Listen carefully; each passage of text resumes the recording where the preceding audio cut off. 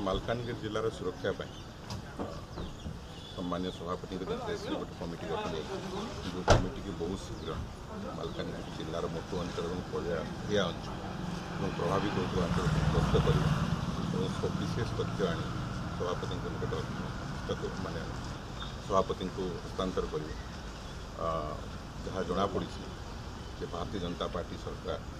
ओडिशा रे एवं देश में आसला प्रथम प्रहार ओडिशा को देते कलाकरम प्रोजेक्ट प्रकल्प नेशनल प्रकल्प अनुदान देकर जो कि संपूर्ण भाव मालकानगिरी जिलार दुईटी तहसिल पड़िया और मोटू तहसिल बुझार संपूर्ण संभावना परिप्रेक्षी विजु जनता दल चिंता प्रकट कर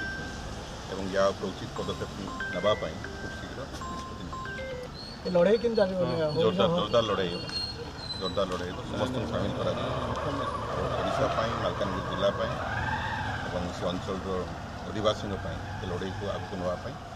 निष्पत्ति। प्रदीप बाबू आउ गोटे कथा होची बीजेडी केमती स्ट्रेंथेन हम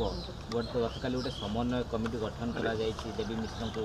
चेयरमैन दायित्व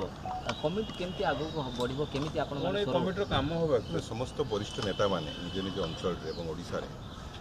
किपरि भाव में दलीय नेतृवृंद कर्मी गोटे सूत्र में बांधिक रखिए और विजु जनता दल संगठन को आहरी सुदृढ़ करेंगे से गोटे रणनीति तैयारी जो नेता मान दायित्व दिए लिमिटेड नेता आउ अन्य नेता ना कमिटी तो समस्त नहीं हेनी जो मैंने कि